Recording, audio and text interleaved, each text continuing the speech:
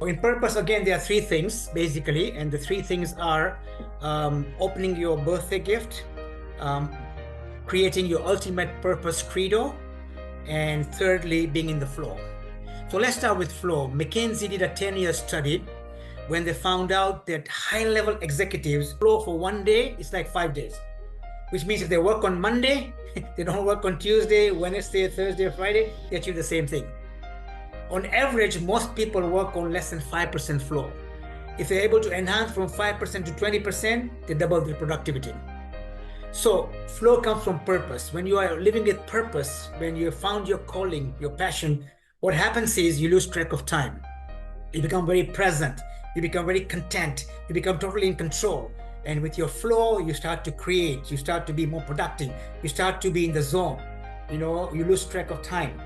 Yeah, so that's one part of purpose. The second part is, I mentioned earlier, finding your birthday gift. I failed all my exams in science. I was terrible scientist. Physics and chemistry was like literally rocket science for me. I thought I'm going to be a taxi driver with this kind of stuff. I don't understand what the teacher is talking about. Luckily, with my sports background, and my leadership and my voluntary work, I managed to go and do ACCA in England, the accounting degree, and I got the best result in the history of college in accounting, ACCA. I did my CPA in Canada, Chartered Financial Planning. But 25 years ago, I gave up accounting and did what I'm doing now. I was a lousy scientist. I was a good accountant. But I found my birthday gift when I went to work with the refugees, and I'm 100 times better as a coach, as a writer, as an inspirational speaker, and a facilitator. But I found my gift at the age of 43. So finding your birthday gift is important for all of us. Unfortunately, the genius lies in the graves. People have died never opening their gift. So the sooner you find your gift, the better. Okay, and the last part in the purpose is, ultimate purpose credo. Imagine if you're 90 years old. Salim, I'm going to take your example because I can see you in the audience right now. And I'm applying this to all the audience to say that if you are 90 years old, and when I say 90 means you're going to be dying, assuming. You can be 100, you can be 80, but let's assume 90. And your creator says to you, welcome back. Welcome back, Salim. I gave you eyes that were so small, but you could see the stars trillions of miles away. I gave you a brain that was so small, but was more powerful than the computer. Tell me about your life. And you get 2 minutes to say something about your life. It will make you feel, my life was phenomenal. What would you say? And whatever you say, if you write it down, and then it becomes your ultimate purpose credo, and then everything you do, and I mean everything, the way you walk and the way you talk and the way you do business and the way you run your family is aligned to this, there's congruence, there's magic, there's flow, and there's spark. I think purpose, we can talk about purpose for a very long time. Without purpose, you lose direction.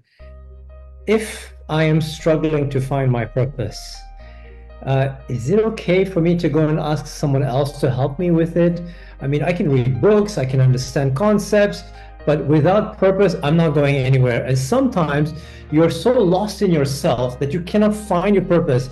You and I have had many conversations about people being so busy. They're so busy, but that's not necessarily their purpose. Just having a full calendar doesn't mean you're actually doing things that makes you happy. And this is the point of our conversation. So where will I go find purpose if I'm struggling to identify it for myself? So I think, ultimately the purpose is inside us. The spark is inside us, right? So meditation and all the things we'll talk about a little bit later also help in that. Asking somebody is not a bad thing.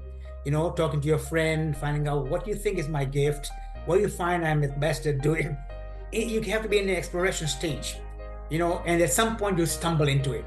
And you know what, Salim? What is this tragedy? Sometimes you're doing something and you're so happy. And you don't know why you're so happy, and you go about your business if nothing happened. But if that happens, stop. Ask yourself, why am I so happy? What am I doing? Maybe you stumbled into something that you have touched upon your spirit. It's telling you, this is what you need to be doing, because it is really igniting the spark inside you.